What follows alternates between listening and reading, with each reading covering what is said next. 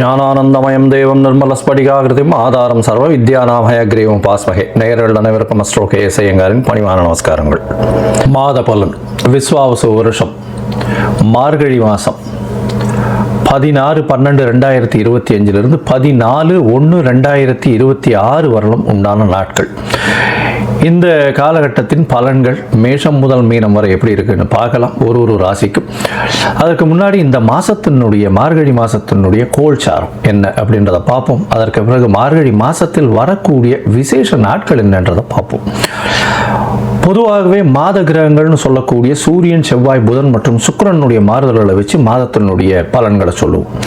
சூரியன் ஒரு ராசியிலிருந்து அடுத்த ராசிக்கு செல்றதை சௌரமான மாதம் என்பதை வச்சு நம்ம மார்கழி அப்படின்ற தனுர் மாதம் அப்படின்னு சொல்லக்கூடிய மார்கழி மாதத்தை கொண்டாடுறோம்.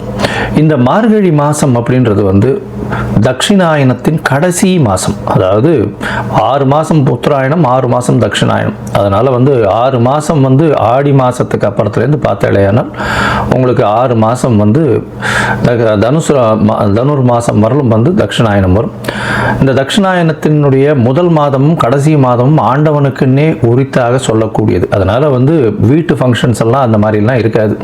பொதுவான ஃபங்க்ஷன்ஸ், அதாவது கோவில்கள் அந்த மாதிரியான பொதுவான ஃபங்க்ஷன்ஸ் தான் இருக்கும்.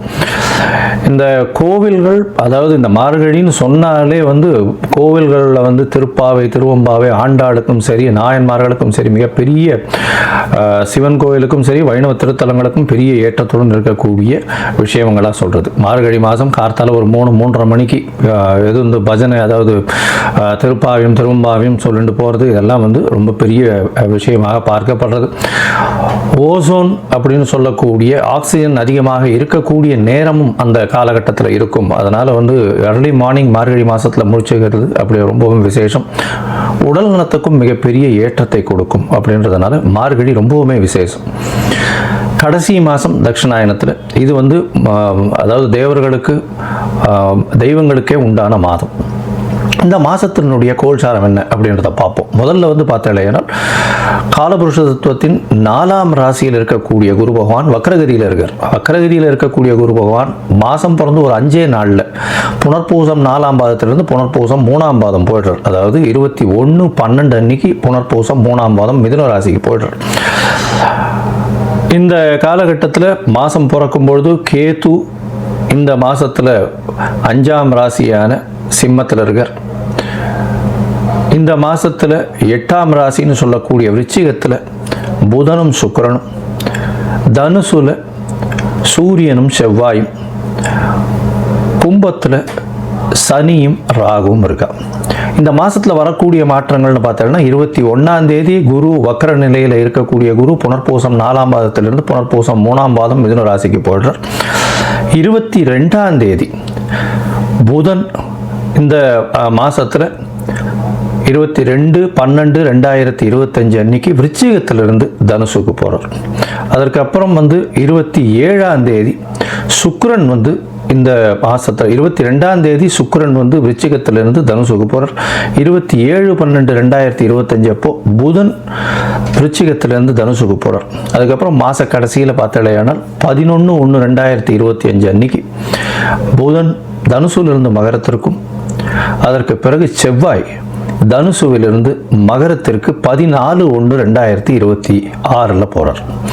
ஸோ இந்த மாதம் பார்த்தேனால் 21ஆம் தேதி 21/12 குரு வக்கர நிலையில் மாறுறார். அதற்கு பிறகு சுக்கிரன் 22ஆம் தேதி தனுசுக்கு போகிறார்.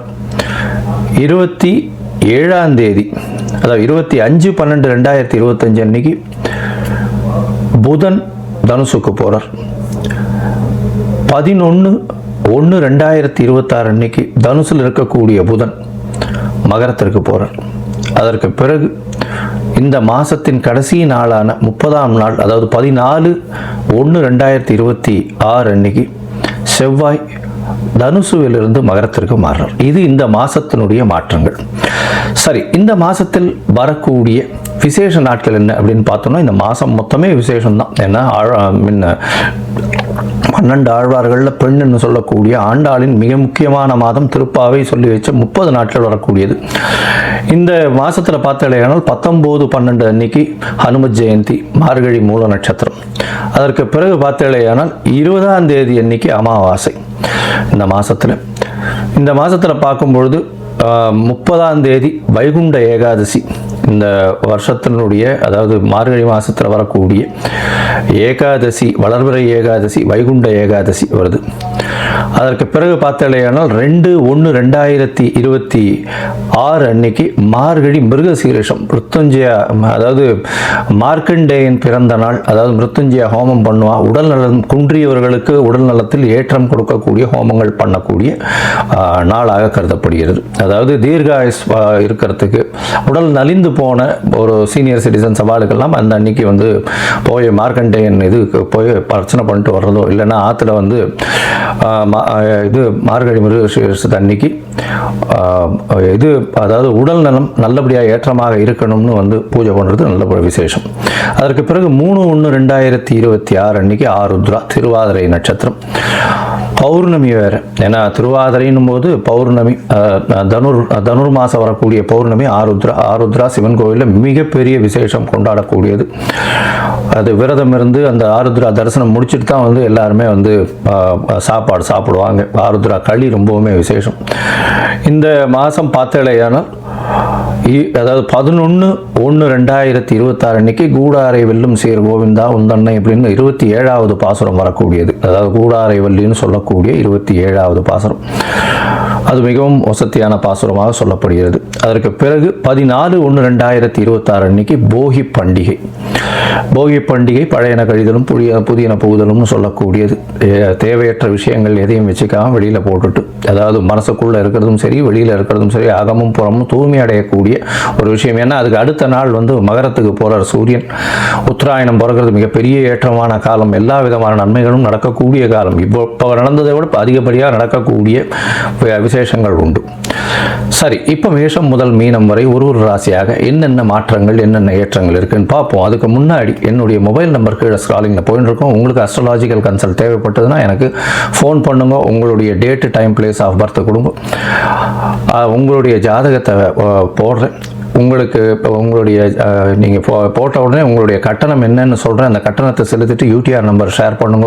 உங்களுடைய ஜாதகத்தை போடுறேன். சந்தி இருக்கான்னு பார்த்துட்டு உங்களுடைய ஜாதகத்தை போட்டுட்டு அதுக்கப்புறம் உங்களுக்கு அப்பாயின்மெண்ட் தரேன். உங்களுடைய தசாபுக்தி அந்தரம் சூக்ஷ்மம் இன்றைக்கு இருக்கக்கூடிய கோச்சார நிலைமைகளை வைத்து உங்களுடைய நிலைகளை பார்த்து உங்களுக்கு என்ன பரிகாரம், எந்த அளவு எளிய பரிகாரம் செய்யலாம் அப்படின்றதையும் பார்க்கலாம். சரி, இப்போ மேஷம் முதல் மீனம் வரை உண்டான மார்கழி மாதம் விஸ்வாவசு வருஷம் எப்படி இருக்கு அப்படின்றத பார்ப்போம். மீனம், பூரட்டாதி, உத்திரட்டாதி, ரேவதி, இந்த 3 நட்சத்திரம் 9 பாதங்களை கொண்ட ராசி. ராசியின் அதிபதினு சொல்லக்கூடியவர் குரு பகவான். இந்த மாதம் பார்த்தேன்னா தனுர் மாதம், அதாவது மார்கழி மாதம் விஸ்வாவசு வருஷம் 16/12/2025 14/1/2026 வரலும் உண்டான காலகட்டம். உங்களுடைய ராசிக்கு 6ஆம் அதிபதினு சொல்லக்கூடியவர் 10ஆம் இடத்துல இருக்கார். புதிய அரசாங்க வேலை, அரசாங்கம் சம்பந்தமாக வேலைகள் கிடைக்கக்கூடிய வாய்ப்பு, அரசாங்க கான்ட்ராக்ட் கிடைக்கக்கூடிய வாய்ப்பு, தொழிலில் பெரிய அபரிமிதமான ஏற்றம் கிடைக்கக்கூடிய காலகட்டமாக அமைய போகிறது. என்ன சார், வருஷம் தான் தனுர் மாதத்தில் சூரியன் அங்கே போவார், எப்படி சார் அப்படின்னா, இந்த மாதம் வந்து ஒரு பெரிய மாற்றம். என்னென்னா 9-10 அதிபதிகள், 9ஆம் இடத்து அதிபதி 10ஆம் இடத்துல இருக்கார். குரு வந்து 4ஆம் இடத்துல வர்றார். 21/12/2025 அன்னைக்கு வக்கரகதியில் 4ஆம் இடத்துக்கு வர்றார். அவர் வந்து பரிவர்த்தனை யோகத்தில் வந்து 4-10 பரிவர்த்தனை யாருது, புதன் பகவான் 10ஆம் இடத்துக்கு வர்றார். அதனால பரிவர்த்தனை யோகம் அமையிறது. இந்த காலகட்டத்தில் பார்த்தாலேயானால் 10ஆம் அதிபதியும் 6ஆம் அதிபதியும் சேர்ந்து இருக்கக்கூடிய காலகட்டம். தொழிலில் மிகப்பெரிய ஏற்றம் கிடைக்கக்கூடிய காலகட்டம். அரசாங்க சம்பந்தமாக பெரிய ஏற்றம் கிடைக்கக்கூடிய காலகட்டம். அரசாங்க விருதுகள் வரக்கூடிய வாய்ப்புகள் உண்டு. 9ஆம் அதிபதி 10ஆம் அதிபதி சேர்ந்து இருக்கக்கூடிய வாய்ப்பு. அதனால் வந்து தர்மகர்மாதிபதி யோகம்னு சொல்லக்கூடியது பொது காரியங்களுக்கு, உங்களுக்கு பொது காரியங்கள் மூலியமாக உங்களுடைய புகழ், அந்தஸ்து, கௌரவம்லாம் அதிகமாகக்கூடிய வாய்ப்பு. புதிய வீடு மனை வாங்கக்கூடிய பாக்கியம் இந்த மாதம் உண்டு. தாயின் உடல்நிலையில் நல்ல ஒரு ஏற்றம், உங்களுடைய உடல்நிலையில் நல்ல ஒரு ஏற்றம் இருக்கக்கூடிய காலகட்டம். வெளிநாடு வெளியூர் செல்லக்கூடிய வாய்ப்புகள் உண்டு. வேலை மாறுதல்கள் வரும். உயர் பதவி வரக்கூடிய வாய்ப்புகள் நிச்சயமாக இருக்கும். 9ஆம் இடத்துல சுக்கிரனும் புதனும் இந்த மாதத்தில் இருக்கார். 7, 8 அதிபதிகள் 9ஆம் இடத்துல போய் இருக்கிறதுனால கண்டிப்பாக எதிர்பாலினத்தவர் மூலியமாக திடீர் பொருளுதவி வரக்கூடிய வாய்ப்புகள் நிச்சயமாக உண்டு. பார்ட்னர்ஷிப் பிஸ்னஸில் பெரிய ஏற்றம் கிடைக்கக்கூடிய வாய்ப்புகள், வெளிநாடு வெளியூர் சென்று போய் வரக்கூடிய வாய்ப்புகள், படிப்புக்காக வெளிநாடு போயிட்டு வரக்கூடிய வாய்ப்புகள் நிச்சயமாக உண்டு.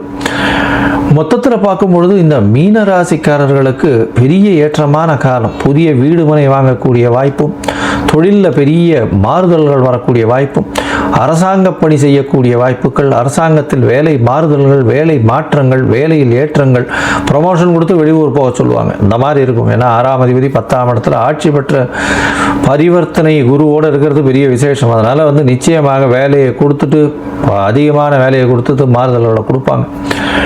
அது தவிர பார்த்தாலேயானால் பணவரவிற்கு பஞ்சம் இருக்காது. 12ஆம் இடத்துல சனி பகவான் வேறு இருக்கார். அதனால் வீடை விட்டு நாட்டை விட்டு வெளியில் போக வேண்டிய கட்டாயம் வரும். உடல் உபாதைகள் சற்று வரக்கூடிய வாய்ப்புகள் நிச்சயமாக இருக்கும். இருந்தாலும் குரு பகவான் ஆட்சி பெற்றிருக்கிறதுனால கவலைப்பட தேவையில்லை. இந்த மாதத்தில் பார்த்தாலேயானால் உங்களுடைய ராசிக்கு சப்தமாதிபதியும் 11ஆம் இடத்துல வர்றார். எப்போன்னா இந்த மாத கடைசியில் 11ஆம் இடத்துல வந்துடுறார். புத பகவான் 11ஆம் இடத்துல வர்றது பெரிய விசேஷம். அதனால் பார்ட்னர்ஷிப் தொழிலில் பெரிய ஏற்றம் கிடைக்கக்கூடிய வாய்ப்புகள் உண்டு. எதிர்பாலினத்தவர் மூலியமாக நல்ல ஒரு ஏற்றம் கிடைக்கக்கூடிய வாய்ப்பு உண்டு. இந்த மாதத்தில் பார்த்தாலே முயற்சிகள் எல்லாமே நிச்சயமாக நிறைவேறக்கூடிய வாய்ப்பு. ஏன்னா 10ஆம் இடத்துல சூரியன் இருக்கிறது திக்பலம், செவ்வாய் இருக்கிறது திக்பலம். அரசு சார்ந்த நிறுவனங்கள், மருத்துவர்கள், அதை தவிர பார்த்தாலேயானால் இந்த இம்போர்ட் எக்ஸ்போர்ட் பிஸ்னஸ் பண்ணுறவங்க, இந்த கடல்சார் உயிரினங்கள் இது பண்ணுறவங்க, வியாபாரம் பண்ணுறவங்க, தங்கம் உள்ளிட்ட, அதை தவிர கேஷியர், அதாவது பேங்க் கேஷியர், பேங்கிங் செக்மெண்ட், இதெல்லாம் பார்க்குறவங்க, அதை தவிர எழுத்து பணியில் இருக்கவங்க, ப்ரொஃபஸர்ஸ், இவங்களுக்கெல்லாம் பெரிய ஏற்றம் கிடைக்கக்கூடிய காலகட்டமாக அமைய போகிறது. இந்த மாதத்தில் பார்த்தாலேனா உங்களுடைய முயற்சிகள் எல்லாமே நிறைவேறக்கூடும். ஏன்னா 3, 8 அதிபதியும் 10ஆம் இடத்துல இருக்கார். வெளிநாடு போகணும்னு பார்த்துட்டு இருப்பீங்க. அதீத பணம், மறைந்த இடத்திலிருந்து பணம் வரக்கூடிய வாய்ப்புகள் நிச்சயமாக உண்டு.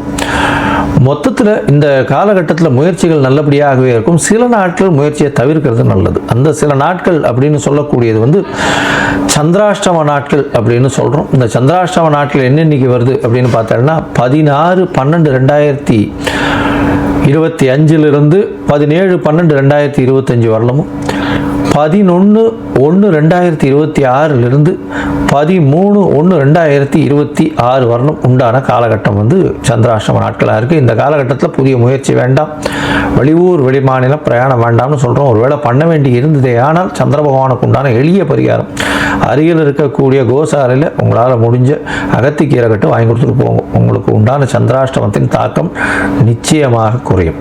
இந்த மாதத்தில் அருகில் இருக்கக்கூடிய குரு பகவான், அதாவது தட்சிணாமூர்த்தியை போய் வலம் வந்துட்டு வாங்கும். வியாழக்கிழமை அன்னைக்கு தட்சிணாமூர்த்தியை போய் 3 தரம் சுற்றிட்டு வாங்க. எலுமிச்சம்பழம் மாலை ஒன்று போடுங்க. மூக்கு கடலை சுண்டல் பண்ணுங்க.